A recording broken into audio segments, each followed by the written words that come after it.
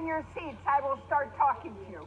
So first of all, thank you very much for your patience in hanging around. I was developing a highly paranoid view that this was meant to interfere with my class, to sabotage me for meeting on Fridays, and then I realized it's probably about the football game tomorrow and collective effervescence. Maybe not, but could be. Although I don't know if the collective effervescence football types are up at 10 in the morning.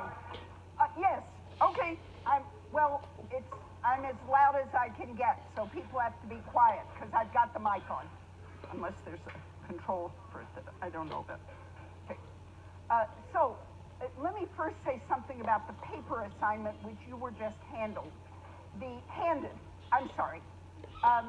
And I emailed it last night and it's posted on BSpace. Somebody also told me that the Diva pager reading is not up on BSpace. I'm shocked. It will be shortly. Okay, so that's for next week.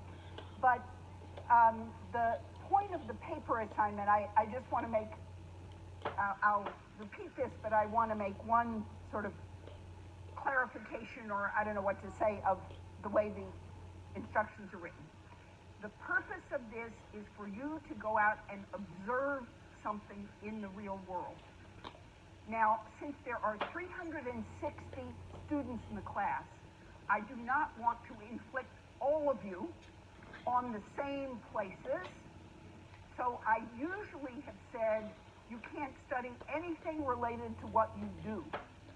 But I am slightly changing that for this time, which is that you can observe something that is part of the university or part of the student world, as long as it's not part of your student world. So if you are a non-athlete, you can observe the interactions in a practice. Maybe even if you are an athlete, you can observe the interactions in a practice in a completely different sport, ideally different gender. So I do not want you observing your own world, because it is very hard to observe our own world. We are not detached enough to see what's going on. I will say some of the best papers of this sort I have seen come from people who actually have the daring to go down to Oakland and just sit in a courtroom for a half an hour. Trials are absolutely fascinating. They have lots of role behavior. That is, there are judges, there are defendants, there are attorneys, there are witnesses, there are jurors. And if you've never seen a jury trial, you probably won't be able to leave. They really are. I've served on juries, and so I've been in them, and it's fascinating. Even boring trials are fascinating social events, right? So, and actually the two I served on were fascinating events, including a Berkeley City trial where they actually tried to convict someone of soliciting a prostitute. Unbelievable. What, in Berkeley? What were they thinking? All these police officers took time to testify and stuff.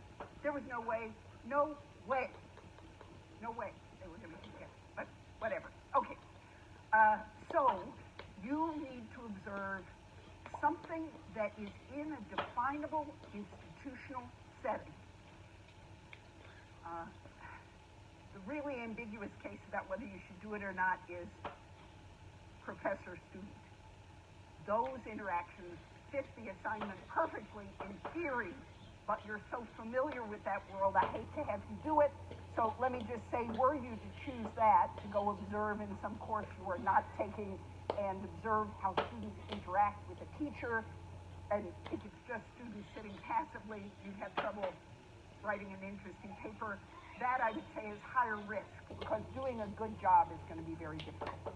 But find a setting, go with a friend or an acquaintance from your section.